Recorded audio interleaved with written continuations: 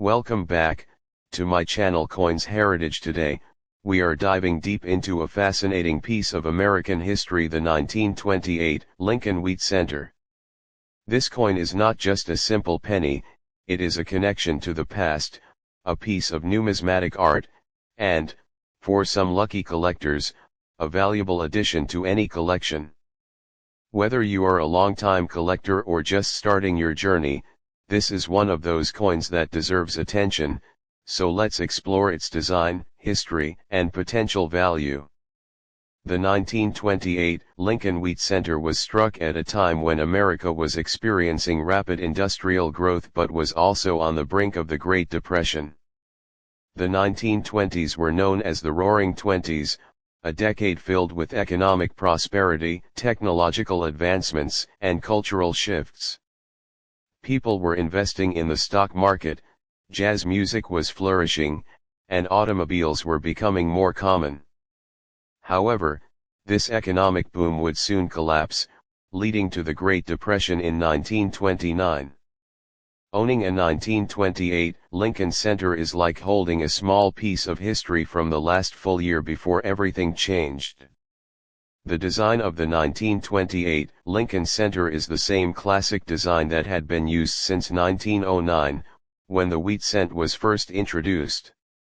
On the obverse, we have the famous right-facing portrait of President Abraham Lincoln, designed by Victor David Brenner. This was the first time in U.S. history that a real historical figure had been featured on a circulating coin, and it was done to honor Lincoln on the centennial of his birth. Surrounding Lincoln, we see the words "In God We Trust" above his head, "Liberty" to the left, and the date 1928 on the right. If there is a mint mark, it would be found just below the date. Turning the coin over, the reverse features the classic wheat ears design, also created by Brenner. The two wheat stalks on either side symbolize prosperity and agricultural strength, essential aspects of the American economy at the time. In the center, we see the denomination 1 cent with United States of America below it. Above these inscriptions is the Latin phrase e pluribus unum, which means out of many, one, representing the unity of the states. The 1928 Lincoln Center was produced at 3 different mints: Philadelphia, Denver, and San Francisco. The Philadelphia mint coins carry no mint mark, while the Denver mint coins have a small d below the date, and the San Francisco mint coins have an S in the same spot. The total mintage numbers for each are as follows: 1928 Philadelphia, 134,116,000. 1928 D Denver, 31,170,000. 1928 S San Francisco, 17,266,000. As we can see, the Philadelphia mint struck the most coins by far, making the 1928 no mint mark Lincoln Center the most common of the 3. The Denver and San Francisco issues, while lower in mintage, are still relatively common in circulated grades. However, finding these coins in high mint state condition can be a challenge, especially for the San Francisco issue, which tends to have weaker strikes and more circulation wear. Now, let's talk about value. How much is a 1928 Lincoln cent worth? Well, it all depends on its condition. If you have a heavily circulated example, it might only be worth a few cents to a couple of dollars. However, if you have a well-preserved, uncirculated example with full details and good luster, the value increases significantly. A well-worn, circulated example might be worth around 0.50 to 2. A mid-range, lightly circulated coin could be worth 5 to 10. A fully uncirculated coin with red luster can fetch 50 to 150, or more in higher grades. A circulated example might range from 1 to 5.